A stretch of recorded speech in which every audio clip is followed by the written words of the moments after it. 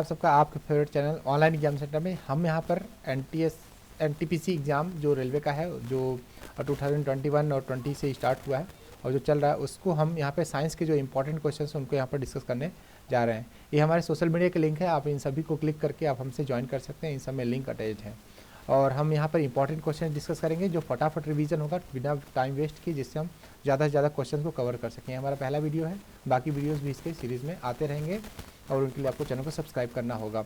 चलिए ठीक है, स्टार्ट करते हैं। पहला क्वेश्चन है, सबसे बड़ी आँखें किस स्तनधारी प्राणी की होती हैं? तो सबसे बड़ी आँखें हिरण की होती हैं। हिरण की आँखें जो होती हैं वो और बहुत बड़ी बड़ी होती हैं।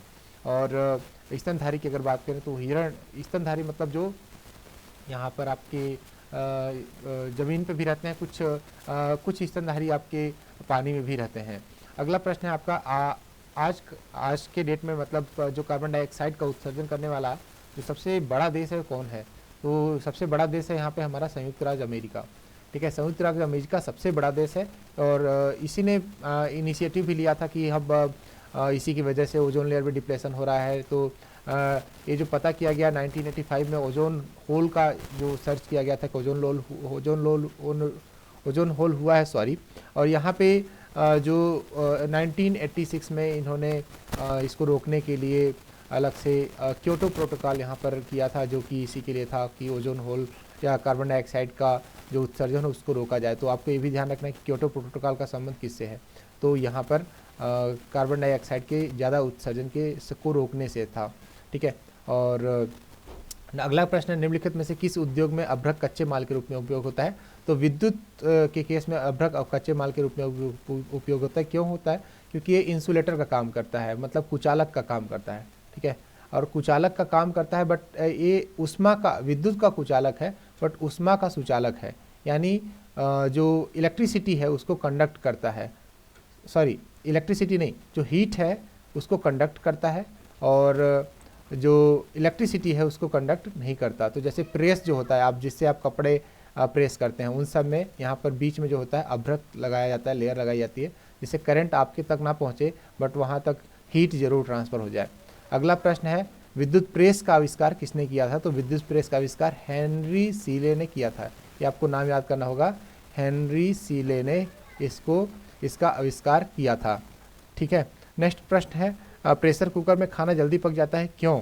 क्योंकि प्रेशर कुकर के अंदर दाब अधिक होता है और जब दाब अधिक होता है ना, तो आपने पढ़ा होगा यहाँ पे कि P is directly proportional to T, आपने पढ़ा होगा, एक लॉ है PV इक्वल टू nRT भी आपने पढ़ा होगा, उसी में ये लॉ भी है कि P is directly proportional to T। तो यानी अगर प्रेशर ज़्यादा होगा तो टेम्परेचर उसके अंदर ऑटोमेटिक ज़्यादा होगा। आप इस तरीके से भी समझ सकते हैं और बाकी इससे अगर रिलेट करना चाहते हैं तो आपको नियम पूरे अच्छे से पता होंगे।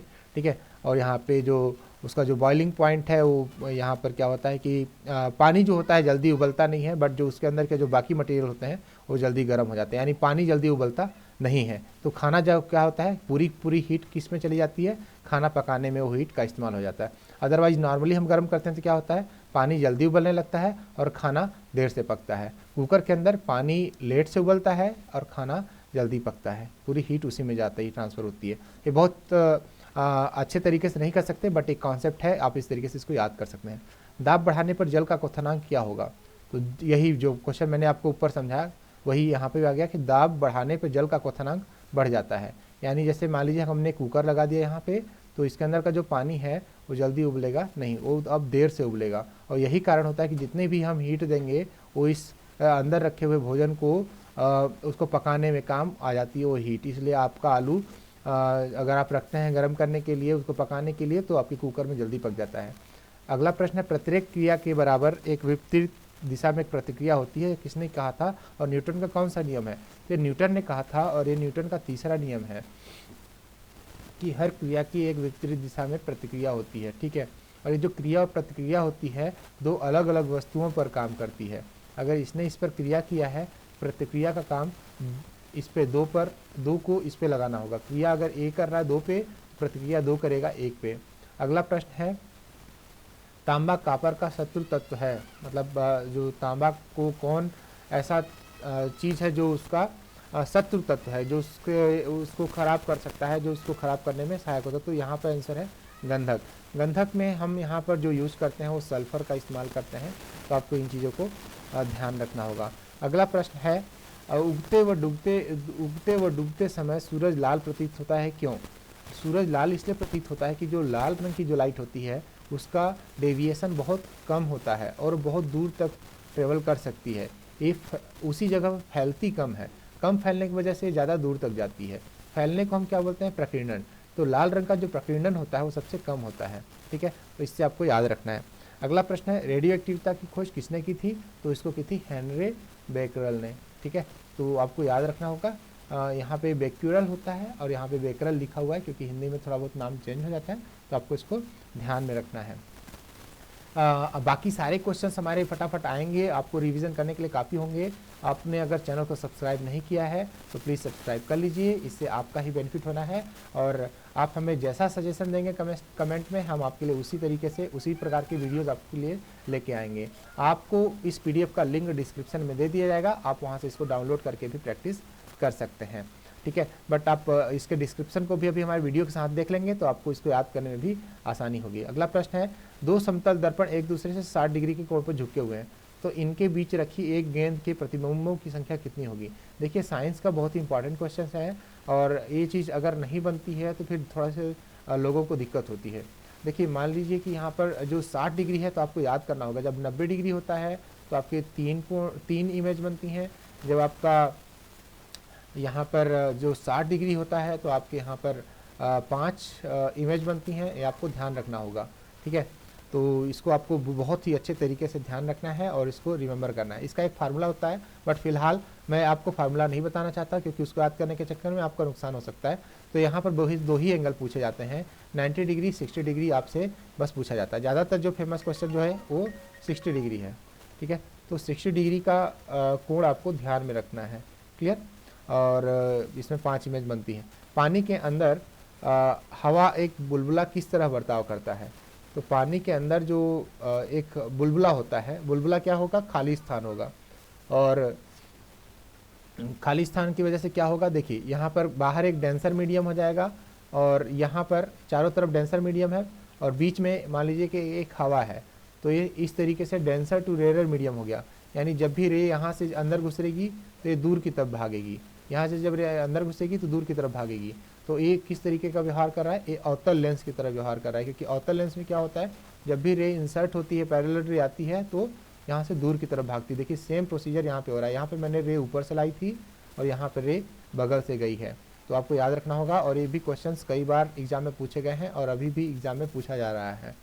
अगला प्रश्न है इकाइयों की समस्त व्यवस्थाओं में किस इकाई की मात्रा समान होती है? तो यहाँ पे जो विशिष्ट गुरुत्व है, विशिष्ट गुरुत्व मतलब इसको हम बोलते हैं स्पेसिफिक ग्रेविटी। तो इसमें स्पेसिफिक ग्रेविटी की जो इकाई होती है वो हमेशा सेम होती है, ठीक है। तो इस चीज़ को आपको ध्यान रखना है। यदि कोई मनुष्य समतल दर्पण की ओर 4 मीटर प्रति सेकंड की ओर से चला आ रहा है, दर्पण में मनुष्य का प्रतिबिंब किस ओर से चलता हुआ किस चाल से चलता हुआ प्रतीत होगा? तो मान लीजिए आप दर्पण की तरफ जब जाते हैं तो आपकी इमेज भी उसी रफ्तार से आप ही की तरह आती है। यानी अगर आपकी रफ्तार 4 मीटर प्रति सेकंड है दर्पण की तरफ जाने की, तो आपकी इमेज भी उसी रफ्तार से आ रही होगी। यानी आप दोनों लोग एक तो दूसरे की तरफ दौड़ रहे हैं, तो दोनों की अगर स्पीड माना जाए तो आप अगर अपने आप को स्थिर मानते तो आपकी इमेज जस्ट डबल या यूँ कहें जो टोटल स्पीड हो जाएगी वो कितनी होगी? 4 + 4, तो आपको 8 मीटर प्रति सेकेंड यहाँ पर देखने को मिलेगा। देखिए मान लीजिए अगर आप खुद चलते इमेज वहीं पर रुकी रहती, जबकि ऐसा नहीं होगा तो आपकी रफ्तार होती 4 मीटर प्रति सेकेंड। अगर आपकी इमेज भी इसी रफ्तार से आ रही है तो आपको कहना पड़ेगा कि जो इमेज है आपकी वो 8 मीटर प्रति सेकेंड की रफ्तार से आपकी तरफ आ रही है। अगला प्रश्न है कार, ट्रक और बसों में ड्राइवर की सीट के बगल में कौन सा दर्पण लगा हुआ होता है? तो देखिए ड्राइवर के बगल सीट के बगल में जो लगा हुआ होता है वो कुछ इस तरीके का लेंस यहाँ इस तरीके का मिरर दर्पण इस तरीके का लगा हुआ होता है। इसको बोलते हैं उत्तल दर्पण। उत्तल दर्पण मतलब इसको बोलते हैं कॉन्वेक्स मिरर, ठीक है, इंग्लिश में बोलते हैं कॉन्वेक्स मिरर। ये क्या करता है? ये ज़्यादा एरिया को कवर करता है, ये ज़्यादा एरिया कवर करता है। पहला कारण है कि एरिया ज़्यादा कवर करता है, ठीक है, एरिया ज़्यादा कवर करता है। दूसरा कारण है ये सीधा इमेज बनाता है, ये सीधा इमेज बनाता है जिससे देखने में आसानी होती है, ठीक है। और तीसरा जो है कि जो कारण है वो क्या है? वर्चुअल इमेज बनाता है, ठीक है। कैसा बनाता है? वर्चुअल इमेज बनाता है। बट इसका एक नुकसान भी है। नुकसान ये है कि ये छोटी इमेज बनाता है। इसका एक नुकसान भी है कि ये छोटी इमेज बनाता है, जिससे क्या होता है, डिस्टेंस का हमको प्रॉपर नॉलेज नहीं होता। इसलिए मिरर पे लिखा होता है कि object appearing in the mirror are more closer than they appear. तो यहाँ पे आप देखिए वाइट कलर के पेंट में यहाँ पर इस पर लिखा भी हुआ होता है, ठीक है। और साथ में इसमें लेटरल इन्वर्जन तो होता ही है क्योंकि ये दर्पण है। अगला प्रश्न है, ऐसे तत्व जिनमें धातु और अधातु दोनों के गुण पाए जाते हैं उनको उपधातु बोलते हैं। इंग्लिश में उनको सेमीकंडक्टर्स बोलते हैं, ठीक है। तो आपको इनको ध्यान रखना होगा। तो कुछ सेमीकंडक्टर के एग्जांपल्स आपके जैसे सिलिकॉन है और जर्मेनियम है, तो इनका हम इस्तेमाल करते हैं। सेमीकंडक्टर मटेरियल जितने भी बनते हैं डायोड वगैरह, उन सबको बनाने में इसका इस्तेमाल भी करते हैं, ठीक है। वनस्पति विज्ञान के जनक कौन हैं? तो आपको ये याद रखना पड़ेगा कि थियोफ्रेटस जो है वो वनस्पति विज्ञान के जनक हैं, तो ये आपको याद रखना होगा। निम्नलिखित में से किसमें ध्वनि की चाल सबसे अधिक होती है? तो जो सबसे ज़्यादा सॉलिड में सबसे ज़्यादा होती है, और फिर उसके बाद लिक्विड में, फिर उसके बाद गैस में। तो यहाँ पे सॉलिड की अगर बात करें तो ऑप्शन अगर दिया हो तो आप उसमें बता देंगे इस्पात में। इस्पात का मतलब क्या होता है? स्टील को बोलते हैं इस्पात। तो इस्पात में इसमें जो होती है चाल ध्वनि की सबसे ज़्यादा होती है। एक व्यक्ति घूमते हुए स्टूल पर बाहें फैलाए खड़ा हुआ है, एकाएक वो बाहें सिकोड़ लेता है, तो स्टूल का कोणीय वेग क्या हो जाएगा? बढ़ जाएगा। कोणीय वेग बढ़ जाएगा मतलब स्टूल पहले अगर व्यक्ति बैठा हुआ है इस पर और अपने हाथ इस तरीके से फैलाया हुआ है, और अब अगर ये रोटेट कर रहा है तो स्टूल धीमे धीमे घूमेगा। बट जैसे ही अपना ये हाथ समेट लेता है, ठीक है, जैसे ही अपना हाथ ये समेट लेता है तो स्टूल की रफ्तार घूमने की और बढ़ जाएगी। तो इसी घूमने की रफ्तार, इसी एंगल को हम क्या बोलते हैं? कोणीय वेग बोलते हैं। इसी को हम कोणीय वेग बोलते हैं। तो जैसे ही हाथ समेटेगा तो कोणीय वेग बढ़ जाएगा। ऐसा इसलिए होता है क्योंकि यहाँ पर एक जड़त्व होता है, ठीक है। इंग्लिश में बोलते हैं इसको मोमेंट ऑफ इनर्शिया। तो जब हाथ फैला हुआ है तो इसका जो मोमेंट ऑफ इनर्शिया है वो ज़्यादा है, और जब हाथ सिकोड़ लेता है तो इसका मोमेंट ऑफ इनर्शिया बहुत कम हो जाता है, इसलिए घूमता आसानी से है। अगला प्रश्न, चंद्रमा पर एक बम विस्फोट होता है तो इसकी आवाज़ क्या पृथ्वी पर सुनाई देगी? नहीं सुनाई देगी, क्योंकि आवाज़ की रफ्तार बहुत कम है और उसको वहाँ तक पहुँचने में बहुत टाइम लगेगा। और दूसरा, वहाँ से यहाँ तक आने में उस आवाज़ का जो एम्पलीट्यूड है, क्योंकि एम्पलीट्यूड थोड़ा थोड़ा कम होते जाता है, तो यहाँ तक इतना कम हो जाएगा कि वो पहुँच ही नहीं पाएगा, ठीक है। इसलिए यहाँ पर हमें सुनाई नहीं देगा। अगला प्रश्न, चंद्रमा पर वायुमंडल न होने का कारण क्या है? वहाँ पर कारण है वहाँ का पलायन वेग, ठीक है। चंद्रमा पर वायुमंडल ना होने का कारण है वहाँ पर पलायन वेग, क्योंकि वहाँ पर उतना अच्छा गुरुत्वाकर्षण नहीं है जिससे वहाँ के गैसेस मॉलिक्यूल्स को अट्रैक्ट करके रख सके, जिस वजह से जो भी वहाँ के एटमॉस्फेयर होते हैं वो सभी के सभी क्या हो जाते हैं? स्केप हो जाते हैं। अगला प्रश्न, यदि किसी सरल लोलक की लंबाई 4% बढ़ा दिया तो उसका आवर्तकाल कितना बढ़ जाएगा?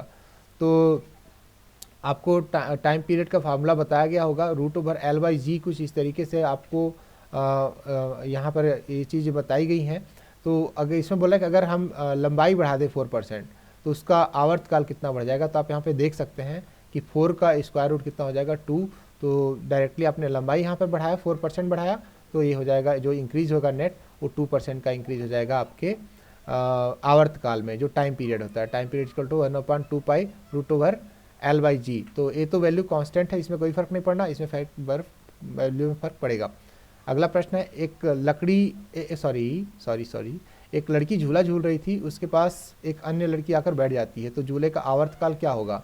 तो देखिए, जो आवर्तकाल होता है, जो टाइम पीरियड होता है 1/2π √L/G, ये क्या मास पे डिपेंड करता है? इसमें कहीं भी मास नहीं है, इसमें कहीं भी द्रव्यमान का रोल नहीं है। तो अगर द्रव्यमान नहीं है तो यहाँ पर जो लड़की आ रही है वो क्या बढ़ा रही है? द्रव्यमान। तो उस वजह से टाइम पीरियड में कोई भी चेंज नहीं रहेगा, तो टाइम पीरियड यहाँ पे क्या रहेगा? अपरिवर्तित रहेगा। बहुत ही अच्छा क्वेश्चन है, आपको ध्यान रखना होगा, ठीक है। अगला प्रश्न है, हम रेडियो की घुंडी घुमाकर विभिन्न स्टेशनों के प्रोग्राम सुनते हैं, यह ऐसा क्यों संभव है? यह संभव है अनुनाद के कारण, है ना। हम मान लीजिए कई अलग अलग चैनल हैं, तो हम इस तरीके से सेलेक्ट करते हैं पर्टिकुलर चैनल का बैंडविड्थ। तो जब हम उस चैनल के रेंज में होते हैं, जैसे मान लीजिए चैनल नंबर 1, 2, 3, तो हम इसको क्या करते हैं, इस तरीके से जिस वेव पर, जिस पर्टिकुलर फ्रिक्वेंसी पर जो सिग्नल आ रहा है, उसी पर्टिकुलर सिग्नल को हम कैच करते हैं और उसी चैनल को हम सुन पाते हैं। तो ऐसा होता है अनुनाद के कारण। इसको इंग्लिश में बोलते हैं रिजोनेंस, ठीक है, इसको बोलते हैं रिजोनेंस, ठीक है।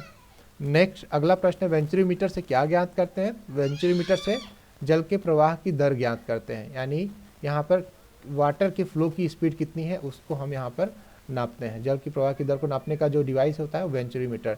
तो डिवाइस वगैरह से रिलेटेड हमने एक वीडियो बनाया है, उसको भी आप देख लीजिएगा, उसका पीडीएफ भी डिस्क्रिप्शन में डाल दिया जाएगा।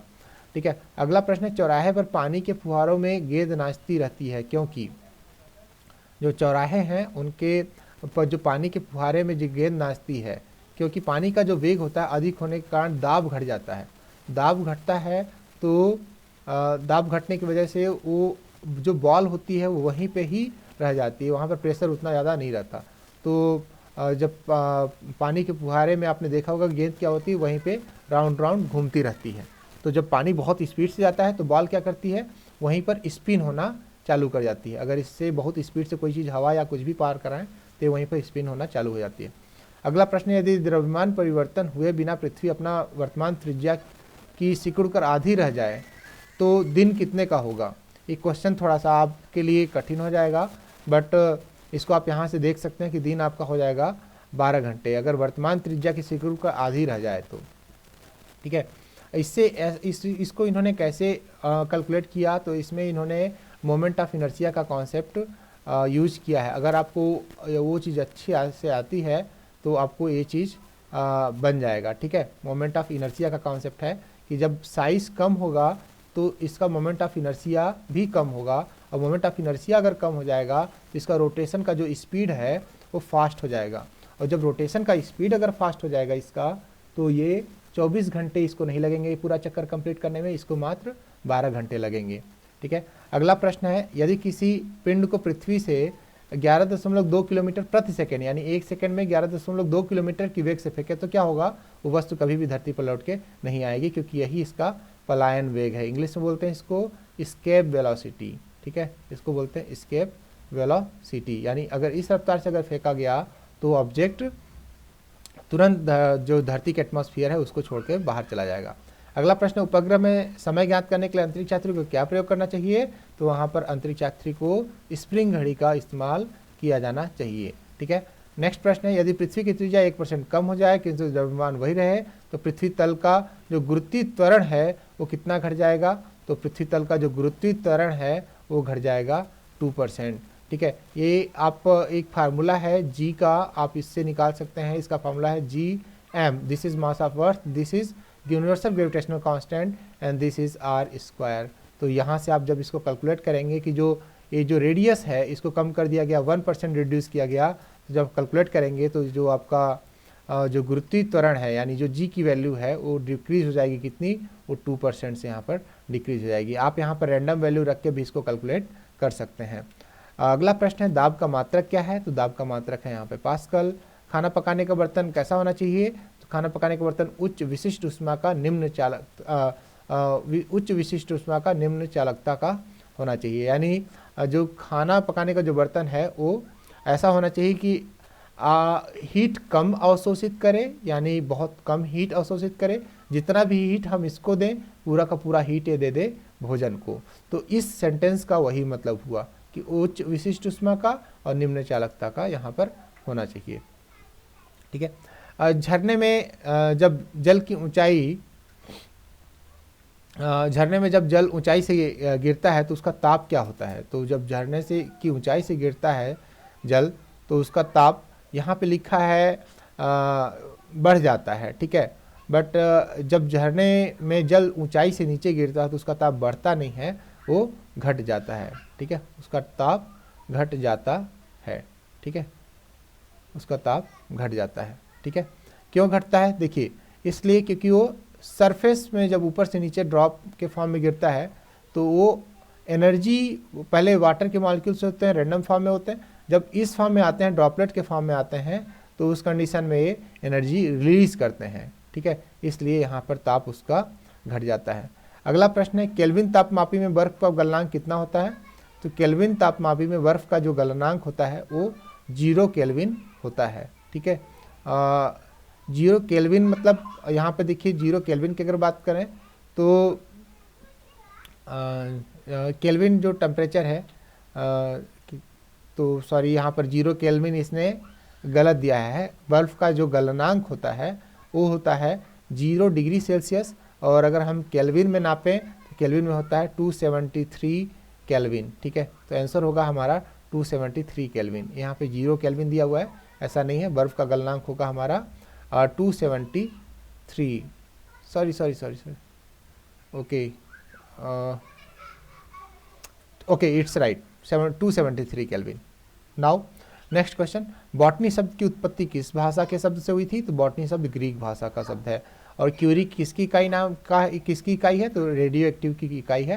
ये क्वेश्चन कई बार पूछा जा रहा है। किस रंग की तरंग दैर्घ्य सबसे कम होती है? तो बैगनी कलर की जो तरंग दैर्घ्य होती है वो सबसे कम होती है, यानी वॉयलेट कलर की जो तरंग दैर्घ्य होती है वो सबसे कम होती है। ठीक है, यहाँ पर अगला प्रश्न है, कमरे में रखे रेफ्रिजरेटर का दरवाज़ा खोल दिया जाता है तो कमरे का ताप, यहाँ पर कमरे का ताप बढ़ जाता है। ठीक है, कमरे का ताप बढ़ जाता है, आपको याद रखना होगा। ऐसा नहीं कि फ्रिज को आपने खोल दिया तो बाहर का पोर्शन भी ठंडा हो जाएगा। इंद्रधनुष में कितने रंग होते हैं? 7 रंग होते हैं। और एक और पूछा जाता है, इंद्रधनुष नाम की एक योजना आई थी तो किस लिए थी? वो थी 7 टीकों को एक साथ लगाने की प्रक्रिया। मतलब एक ऐसा टीका था जो 7 टीकों को कंबाइंड रखता था और जो बच्चों को टीका मतलब लगाने के लिए था, तो टीकाकरण से संबंधित था इंद्रधनुष जो योजना थी। तो ये भी आपको याद रखना है। सेकंड पेंडुलम का आवर्तकाल कितना होता है? तो सेकंड पेंडुलम का आवर्तकाल का मतलब होता है यहाँ पे टाइम पीरियड। तो सेकंड पेंडुलम का जो टाइम पीरियड होता है वो 2 सेकंड होता है। कहने के लिए तो देखने में 1 सेकंड लग रहा है, बट याद रखिए 1 सेकंड यहाँ जाने में और 1 सेकंड वापस आने में, तब जाके एक आवर्तकाल होता है। तो 1 + 1 कितना हो गया? 2 सेकेंड आवर्तकाल की बात कर रहा है। ठीक है, नेक्स्ट क्वेश्चन है, भारतीय विज्ञान संस्थान कहाँ है? तो भारतीय विज्ञान संस्थान बेंगलोर में है, आपको ये भी ध्यान रखना है। पराध्वनिक विमानों की चाल कितनी होती है? मतलब अल्ट्रासोनिक जो विमान होते हैं उनकी चाल कितनी होती है? अल्ट्रासोनिक, अल्ट्रा मतलब होता है ध्वनि से ज़्यादा, तो देखिए ध्वनि की चाल से ज़्यादा। तो परा मतलब ध्वनि से परा मतलब उससे ज़्यादा। और इंफ्रा या उससे कम की बात करें तो उससे कम होता है। जैसे इंफ्रा बात करें तो इंफ्रा मतलब होता है कम। ठीक है, अल्ट्रा का मतलब होता है ज़्यादा।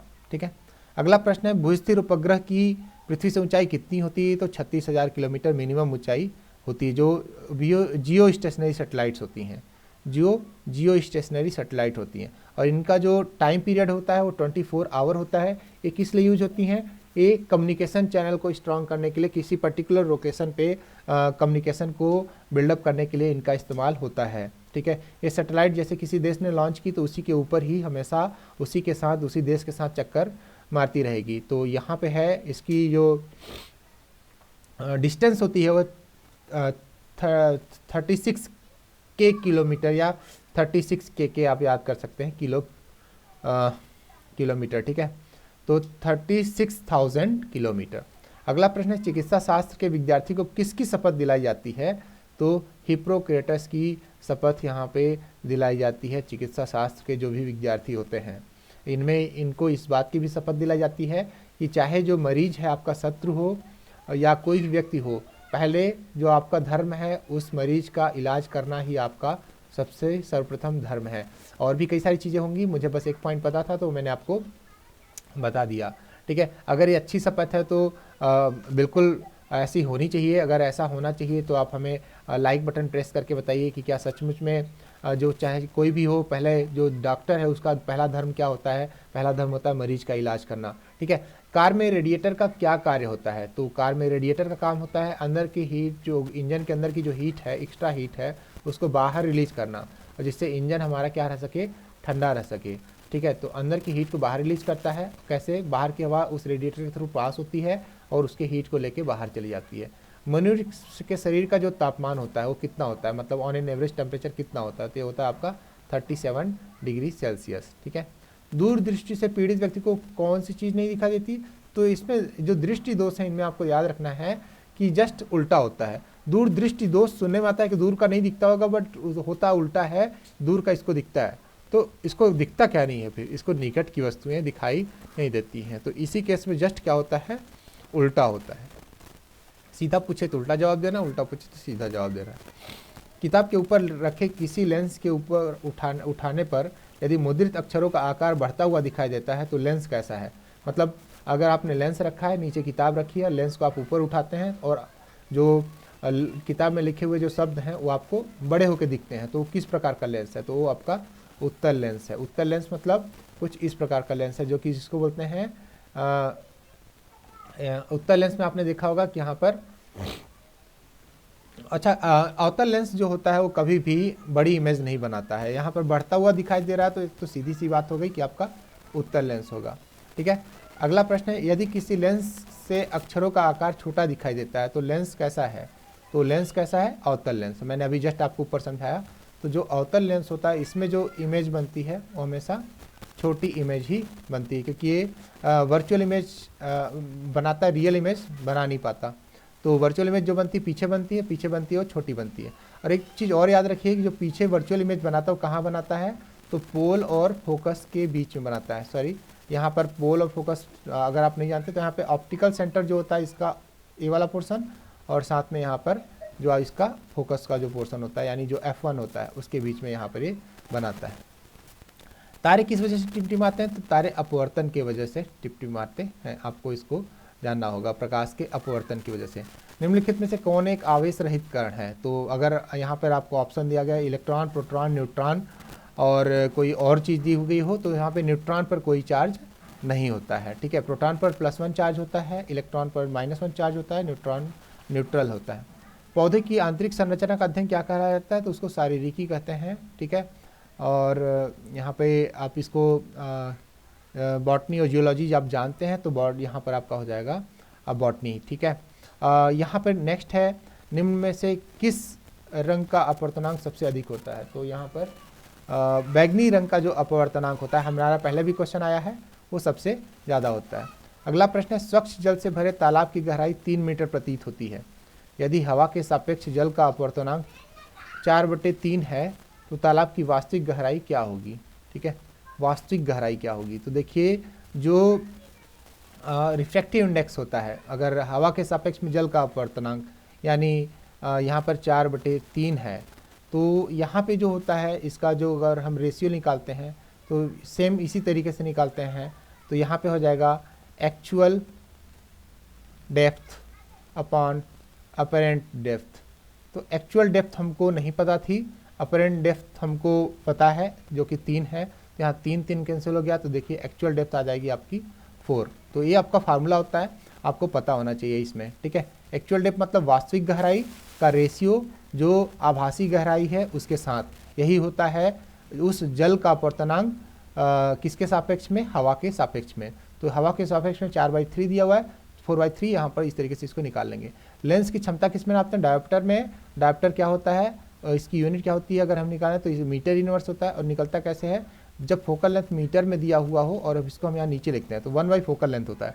फोकल लेंथ कब? जब फोकल लेंथ मीटर में दिया हुआ हो। ठीक है, आपको इसको ध्यान रखना है। रेडार की कार्यप्रणाली निम्न सिद्धांत पर है, तो रेडियो तरंगों की परावर्तन की वजह से है। तो रेडार कैसे काम करता है? रेडार जो कुछ वेव्स होती हैं जो किसी पर्टिकुलर प्लेस से निकाली जाती हैं और ऊपर हवा में कुछ इस तरीके से जाती हैं। अगर कोई वस्तु, कोई प्लेन या कोई भी वस्तु, बड़ी वस्तु है, उससे टकराती है और टकरा के यही वेव वापस आती हैं, तो हमारा रेडार क्या करता है? इस ड्यूरेशन को कैलकुलेट कर लेता है कि मेरे रेडार के चलने की स्पीड इतनी है और इतने टाइम बाद मेरे पास सिग्नल वापस आ गया। तो फटाफट कैलकुलेट करके आपका कंप्यूटर स्क्रीन दिखा देता है कि ऑब्जेक्ट आपके पास इतनी दूर पर है, और ये भी बता देता है कि उस ऑब्जेक्ट के चलने की डायरेक्शन क्या है और वो आपके पास आ रहा है या दूर आ रहा है, या और साथ ही साथ उसकी स्पीड क्या है। तो ये सारी चीज़ें यहाँ पर हो जाता है। तो रेडियो तरंगों के परावर्तन पर निर्भर करता है। न्यूटन की गति के नियमों के अनुसार निम्न में से कौन सा कथन सत्य है? तो यहाँ पर कुछ मल्टीपल चॉइस क्वेश्चन है, MCQ टाइप का, जिसमें ऑप्शन नहीं दिए गए हैं। तो यहाँ पर पूछा गया जैसे जो न्यूटन का जो दूसरा नियम है वो बल की परिभाषा को बताता है। तो उसमें बताया गया था आपका कि जो rate of change of momentum होता है, यानी जो यहाँ पर हम क्या बोलते हैं, संवेग जो होता है, ठीक है, तो उसके जो परिवर्तन होने की दर को, यानी rate of change of momentum को ही ये क्या होता है, this is directly proportional to the force. तो यहाँ पे फोर्स को डिफाइन करता है। ठीक है, कि कितने देर से आपका जो मोमेंटम है वो चेंज हो रहा है। अगला प्रश्न है, किसी पिंड के उस गुणधर्म को क्या कहते हैं जिससे वह सीधी रेखा में विराम या एक समान गति की स्थिति में किसी भी परिवर्तन का विरोध करता है? तो उसको बोलते हैं जड़त्व। इंग्लिश में बोलते हैं इसको इनर्शिया। ठीक है, इसको बोलते हैं इनर्शिया। ठीक है। तो जो पहला लॉ है वो लॉ ऑफ इनर्शिया भी कहा जाता है कि कोई भी वस्तु अगर रुकी है तो रुकी रहेगी, और अगर कोई वस्तु चल रही है तो चलती रहना चाहेगी जब तक के ऊपर कोई उसके ऊपर कोई भी किसी भी प्रकार का बाहरी बल ना लगे। ठीक है। अगला प्रश्न है लेज़र निम्न सिद्धांत पर काम करता है। तो लेज़र जो है वो विकिरण का उद्दीपन उत्सर्जन के सिद्धांत पर काम करता है। तो आपको ये बात आपको ध्यान में रखना होगा कि लेज़र किस सिद्धांत पे काम करता है। तो जो लेज़र लाइट होती है, इलेक्ट्रॉन्स जो होता है जब अपने हायर एनर्जी स्टेट में जाता है, वहाँ से जब वापस आता है तो कई सारी रेडिएशंस को रिलीज करता है। बस इसी चीज़ को यहाँ पर लिखा गया, विकिरण का उद्दीपन उत्सर्जन सिद्धांत यहाँ पे है। दलदल में फंसे व्यक्ति को लेट जाने की सलाह दी जाती है, क्यों? क्योंकि इससे क्या होता है, क्षेत्रफल अधिक होने से दाब कम हो जाता है। देखिए, अगर हम एक जो नाव होती है आराम से तैर सकती है, बट अगर नाव को अगर हम सीधे पानी में डालें तो नाव सीधे अंदर घुस जाएगी। बट अगर नाव को हम इस तरीके से अगर हम रखते हैं तो नाव पूरा तैरती रहती है, क्योंकि यहाँ पे एरिया का कॉन्सेप्ट होता है। जितना ज़्यादा एरिया उसके संपर्क में आएगा उतना ही ज़्यादा उसके डूबने की संभावना कम होगी, और एरिया बढ़ जाने से जो दाब होता है वो कम हो जाता है। क्योंकि दाब क्या होता है, दाब होता है आपका बल, ठीक है, बल प्रति यूनिट क्षेत्रफल, यानी जो प्रेशर होता है that is equal to force per unit area. ठीक है। अगला प्रश्न है, बर्फ के टुकड़े को आपस में दबाने पर टुकड़े आपस में चिपक जाते हैं। क्यों चिपक जाते हैं? क्योंकि जब दबाते हैं तो दाब अधिक होने पर बर्फ का गलनांक घट जाता है। देखिए, दो प्रभाव होते हैं, आपको ध्यान रखना होगा। देखिए, दाब का दो प्रभाव होता है। जो क्वथनांक है, जो क्वथनांक है वो बढ़ जाता है, और जो गलनांक है, जो गलनांक है वो कम हो जाता है। ठीक है। कम वाला कम होगा, ज़्यादा वाला ज़्यादा होगा। ये आपको ट्रिक याद रखना होगा कि जो दाब पढ़ने पर जो क्वथनांक है, क्या आपको ये बात पता थी? अगर नहीं पता थी तो इस वीडियो के लिए एक लाइक तो बनता है।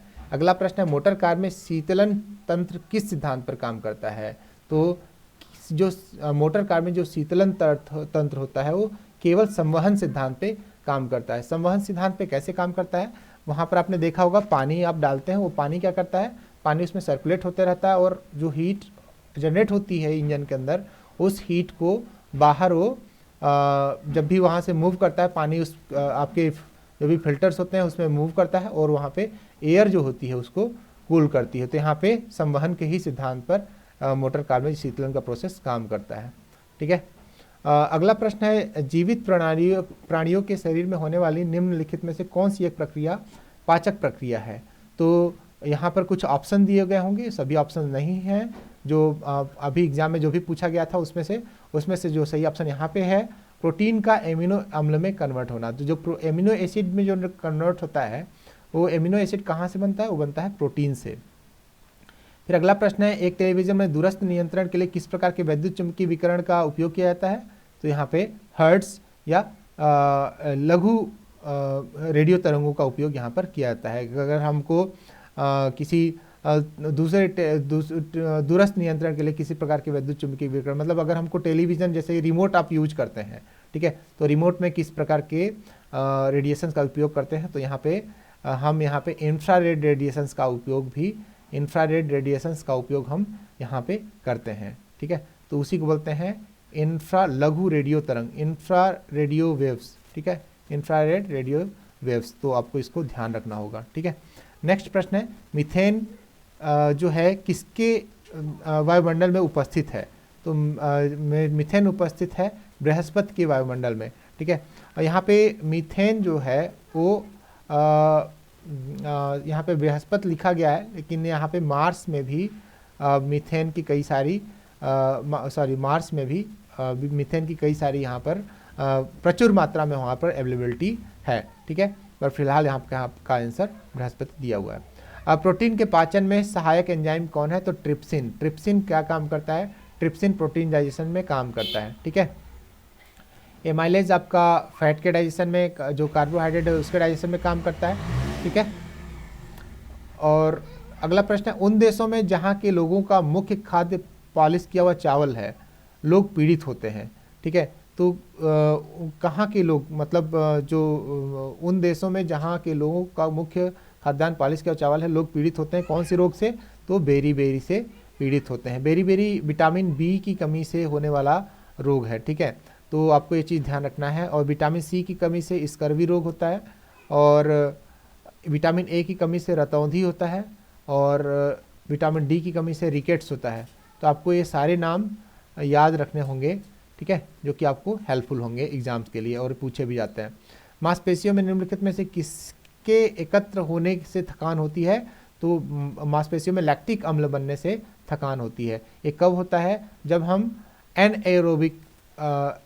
एनएरोबिक रेस्पिरेशन करते हैं, यानी ऑक्सीजन की अवेलेबिलिटी जब कम हो, उस कंडीशन में जब रेस्पिरेशन का प्रोसेस होता है तब हमारा लैक्टिक अम्ल का फॉर्मेशन होता है। प्रकाश वर्ग एक दूरी नापने की इकाई है, क्योंकि हम जब बहुत लंबी दूरी को नापते हैं तो हम उसको मीटर किलोमीटर में नहीं नापना चाहते, हम उसको लाइट ईयर में नापते हैं। समुद्र की गहराई नापने के लिए फेदोमीटर है। मैंने फिर से आपको बता देता हूँ कि जो इतने भी मीटर्स यूज होते हैं उनके लिए मैंने एक अलग वीडियो बनाया है, उसका लिंक मैं डिस्क्रिप्शन दे दूंगा और उसका PDF का भी लिंक डिस्क्रिप्शन में दे दूंगा। इस PDF को भी मैं डिस्क्रिप्शन में दे दूंगा, ठीक है। कंप्यूटर की IC चिप्स किस पदार्थ की बनी होती है? तो सिलिकॉन की बनी होती है, ठीक है। और वह काल्पनिक रेखा जो फोकस एवं पोल से गुजरते हुए गोलाकार दर्पण पर पड़ती है वह क्या कहलाती है? देखिए, फोकस, पोल और यहाँ पे सेंटर CF और ऑप्टिकल सेंटर से गुजरती है उसको प्रिंसिपल एक्सिस बोलते हैं, मुख्य अक्ष बोलते हैं। लेंस की बात कर अगर आप इसको ना समझ पा रहे हो तो प्रिंसिपल एक्सिस आपको पता होगा कि ये लाइन यहाँ से इस तरीके से पास होती है। अगर किसी वस्तु का फोकस अवतल दर्पण पर पड़ता है तो उसकी छाया कैसी बनेगी? ठीक है, वस्तु का फोकस अवतल दर्पण पर पड़ता है, ठीक है। यहाँ पर कुछ क्वेश्चन इस तरीके से पूछा गया है कि एक ऑब्जेक्ट है जो अवतल दर्पण पे रखा गया है। अवतल दर्पण मतलब कुछ इस तरीके का दर्पण, यहाँ पे सपोज मैंने ये गलत बना दिया तो इसको हटा देते हैं, ठीक है। अवतल दर्पण हमारा इस तरीके से बनेगा, ठीक है। ऑब्जेक्ट को हम हमेशा इधर रखते हैं। तो अगर ऑब्जेक्ट फोकस पे रखा गया है, अगर ऑब्जेक्ट फोकस पॉइंट पे रखा गया है तो इमेज कहाँ बनेगी? तो इमेज बनेगी हमारी हमेशा यहाँ पर जो लाइट होगी, कुछ यहाँ से ट्रेवल होने के बाद जैसे कि यहाँ से गई तो फिर इसके बाद क्या होती है, एक और लाइट यहाँ पे गई जो भी रिफ्लेक्ट होगी, तो एक लाइट तो यहाँ पे आई और वापस चली गई इसी तरीके से। तो अगर नॉर्मल जा रही है तो क्या होता है कि इसकी इमेज जो होती है वो हमेशा कहाँ बनती है? इन्फिनिटी पे बनती है, ठीक है। तो इसकी जो लाइट होगी, यहाँ से एक लाइट जाएगी और ये लाइट यहाँ से C से पास होगी, कुछ इस तरीके से चली जाएगी वापस, इधर आगे जाने के बाद वापस गई, और दूसरी लाइट रे जो होगी वो यहाँ पोल के पास जाएगी और पोल के पास जाने के बाद फिर से टकराएगी एंगल ऑफ रिफ्लेक्शन को फॉलो करते हुए। ये देखिए सीधे कहाँ जा रही है लाइट रे, ये जाएंगी इन्फिनिटी और इमेज वहाँ पर कहाँ पे बनेगी? इमेज कहाँ पर बनेगी? तो बनेगी इमेज बट इन्फिनिटी पे बनेगी। कैसी होगी? रियल इमेज बनेगी, क्योंकि same side of the mirror बन रही है। दूसरी कैसी होगी? इन्वर्टेड होगी, ठीक है। इन्वर्टेड मतलब उल्टा इमेज बनेगी। दूसरा मैग्निफिकेशन क्या होगा? साइज क्या होगा? साइज बहुत बड़ा होगा, साइज बहुत बड़ी साइज की इमेज बनेगी, ठीक है। ये सारी बातें आपको ध्यान रखनी है। वह धातु जो अम्ल एवं क्षार के साथ क्रिया करके हाइड्रोजन निकालती है, तो दोनों के साथ जब मेटल रिएक्ट करता है तो जो जिंक है, यहाँ पर ऑप्शन में दिया रहेगा, तो कोई भी जो मेटल है, जो मेटल मतलब धातु जो है वो जब रिएक्ट करेगी तो यहाँ पे चाहे एसिड के साथ रिएक्ट करे चाहे बेस के साथ रिएक्ट करे, दोनों के साथ वो हाइड्रोजन गैस निकालती है जो कि पॉप साउंड देता है। तो एक यहाँ पर ऑप्शन देख के आप कोई भी मेटल आप सेलेक्ट कर लेंगे जो भी दिया रहेगा। जीव विज्ञान शब्द का प्रयोग सर्वप्रथम किसने किया था? तो यहाँ पर लेमार्क और ट्रेविरेनस ने किया था। तो आपको ये नाम याद करना होगा, लेमार्क एंड ट्रेविरेनस ने यहाँ पर इसका जीव विज्ञान नाम के शब्द के सर्वप्रथम उन्होंने उपयोग किया था। कार्य का मात्रक क्या है? जूल आपको बहुत अच्छे से आता होगा, ठीक है। हम जूल यहाँ पे नापते हैं, ठीक है। जूल क्या होता है? जूल के अलावा भी कुछ यूनिट होती हैं, कैलोरी होती है, ठीक है, बट हम कैलोरी को नहीं नापते, हम जूल को यहाँ पर SI यूनिट, कार्य का इसको नापते हैं, SI यूनिट है, ठीक है। और नेक्स्ट है प्रकाश वर्ष किसकी इकाई है? तो प्रकाश वर्ष दूरी की इकाई है, ठीक है। लाइट ईयर किसकी इकाई है? लाइट ईयर डिस्टेंस की यूनिट होती है, ठीक है। अगला प्रश्न है एक ही प्रकार के परमाणु से मिलकर बना पदार्थ क्या कहलाता है? तो एक ही प्रकार के परमाणु से मिलकर बना पदार्थ तत्व कहलाता है, यानी एलिमेंट हम कहते हैं, ठीक है। जो एलिमेंट होता है वो उसमें जो उसके जो एटम्स होते हैं वो सभी सेम प्रॉपर्टी के होते हैं, तो उनको हम एटम बोलते हैं, ठीक है। एक ही प्रकार के परमाणु से मिलकर बना पदार्थ तत्व कहलाता है। अगला प्रश्न है दो या दो से अधिक तत्वों के मात्रा के विचार से एक निश्चित अनुपात में संयोग करने से क्या बनता है? तो तब जाके यौगिक बनता है। यानी हम तब यहाँ पर हम क्या बनाते हैं, तब हम कंपाउंड बनाते हैं। कंपाउंड को हिंदी में क्या बोलते हैं, यौगिक बोलते हैं। इसमें क्या होता है, फिक्स रेशियो में चीज़ों का मिलान होता है। तो जैसे मान लीजिए कि हमने कोई भी बनाया, जैसे CO2 बनाया, तो इसमें कार्बन और ऑक्सीजन जो है इनका फिक्स रेशियो ही यहाँ पर मिलेगा। हमने H2O बनाया तो भी इनका भी रेशियो 1:8 है बाई मास, तो हम इसको बोलेंगे यौगिक बोलेंगे इस तरीके से। अगला प्रश्न है, किसी ध्वनि स्रोत की आवृत्ति में होने वाले उतार चढ़ाव को क्या बोलते हैं, तो इस इफेक्ट को बोलते हैं डॉपलर इफेक्ट। डॉपलर इफेक्ट आपने बहुत अच्छे से पढ़ा होगा, क्लास 11th में भी है और थोड़ा बहुत आपके क्लास 8th में भी है, तो आपने नाम आपको पता होना चाहिए। जैसे कि क्या होता है, जब ट्रेन आपके पास आती है तो उसकी आवाज़ आपको अचानक से तेज़ होती है, और जैसे ही ट्रेन दूर जाती है तो अचानक से उसकी आवाज़ भी कम होने लगती है। आप इसको अपने मोबाइल में भी इसको ऑन करके देख सकते हैं, और ट्रेन की आवाज़ को ज़रा ध्यान से आप देखिए कैसे आती है जब आप प्लेटफॉर्म पे खड़े होते हैं। कोई कण 1 सेकंड में जितने कंपन करता है उस संख्या को क्या बोलते हैं, तो उसको बोलते हैं आवृत्ति। आवृत्ति मतलब फ्रिक्वेंसी। फ्रिक्वेंसी क्या होता है, 1/टाइम पीरियड। टाइम पीरियड का मतलब होता है एक पर्टिकुलर टाइम में, एक गिवन टाइम में कितनी बार कोई चीज़ रिपीट करती है, उसको बोलते हैं फ्रिक्वेंसी। जस्ट मैं अगर एग्जांपल देता हूँ यहाँ पर कि एक गेट है, इस गेट से यहाँ पे अंदर कोई एंट्री कर रहा है, ठीक है, तो ये जाएगा यहाँ पर एंट्री करेगा और वापस लौटेगा, एंट्री करेगा वापस लौटेगा, तो एक बार गया एक चक्कर, तो इसको बोलेंगे 1 साइकिल। इसी तरीके से मान लीजिए 1 सेकेंड में वो 5 बार ऐसा कर रहा है, तो उसको बोलेंगे 5 साइकिल पर सेकेंड। तो यही हो जाती है इसकी फ्रिक्वेंसी। तो आपको कुछ नहीं करना, आपको ये रिलेशन याद करना है कि फ्रिक्वेंसी क्या होता है, 1/टाइम पीरियड होता है। अगला प्रश्न है, वायु में ध्वनि की चाल 332 मीटर प्रति सेकंड होती है, यदि दाब बढ़कर 2 गुना कर दिया जाए तो क्या होगा, तो भी ध्वनि की चाल उतनी ही रहेगी, क्योंकि दाब का इफेक्ट ध्वनि पर नहीं पड़ता है। दाब का जो इफेक्ट होता है ध्वनि पर नहीं पड़ता है, तो आपको याद रखना है।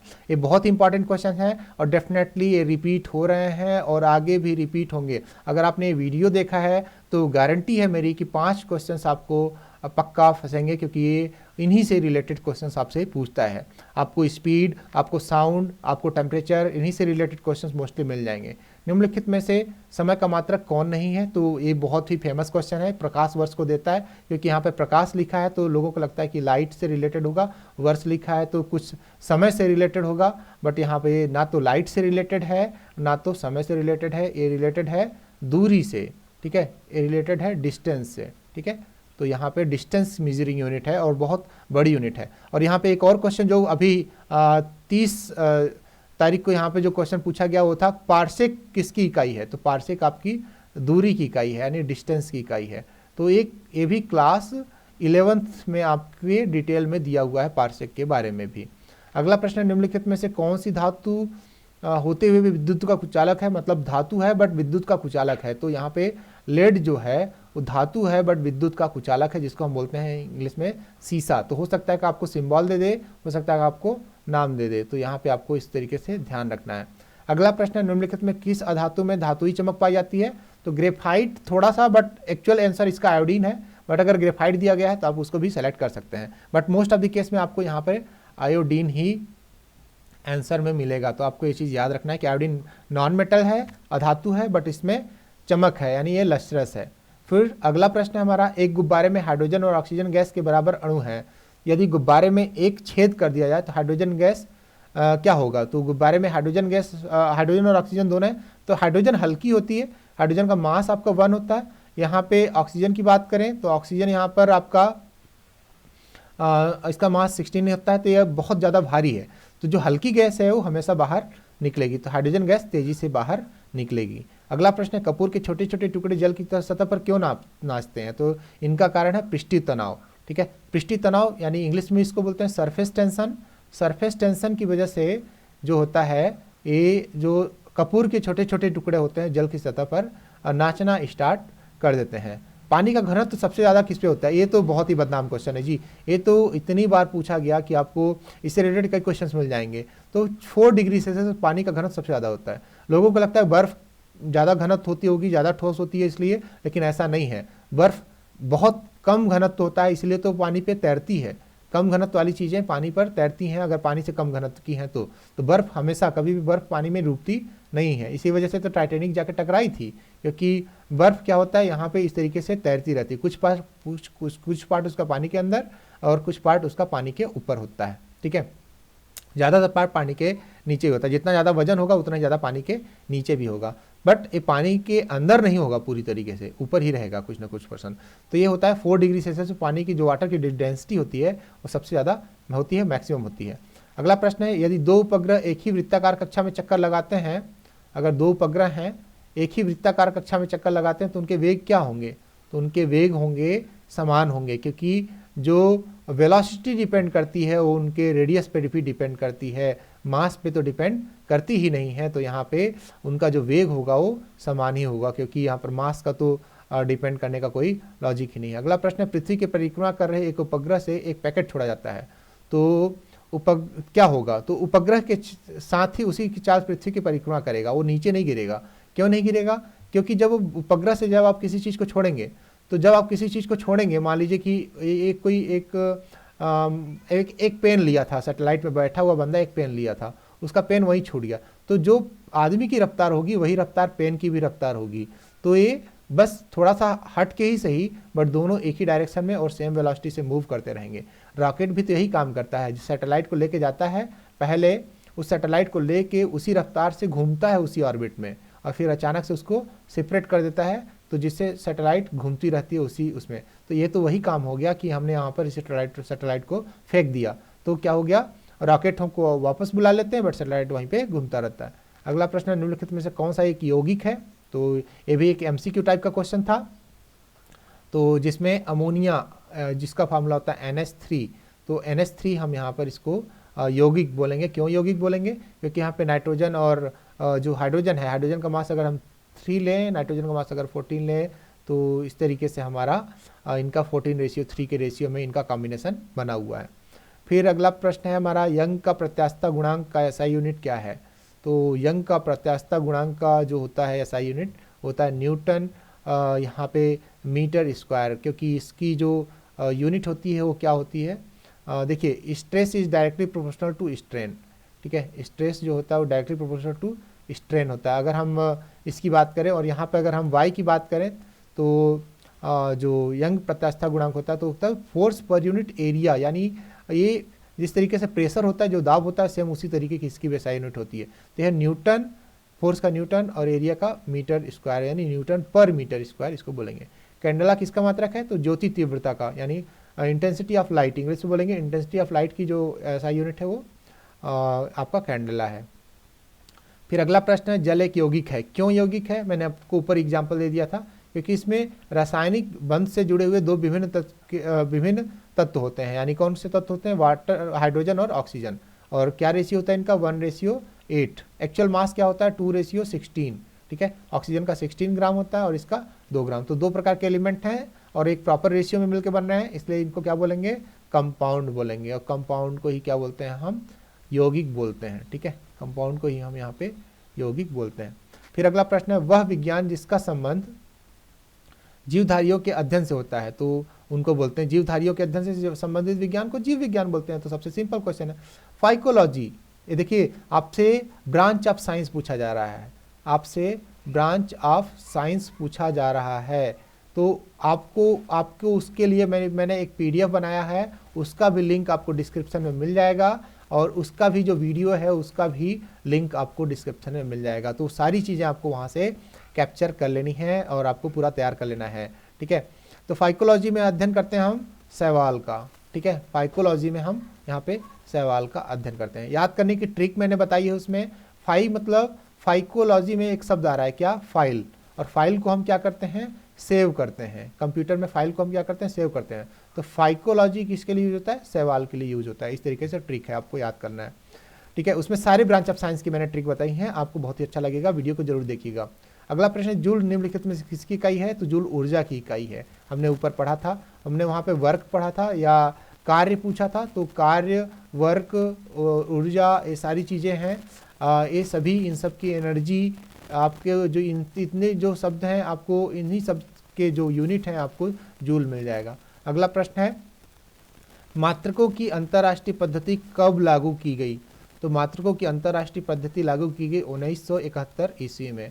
और सबसे आखिरी प्रश्न है, चमगादड़ अंधेरे में क्यों उड़ते हैं? क्योंकि इनके पास पराश्रव्य तरंगे उत्पन्न करते हैं। पराश्रव्य का मतलब अल्ट्रासोनिक वेव्स ये जनरेट करते हैं, अल्ट्रासोनिक वेव्स ये जनरेट करते हैं, इसीलिए ऑलरेडी मतलब अंधेरे में भी ये अच्छे से उड़ पाते हैं।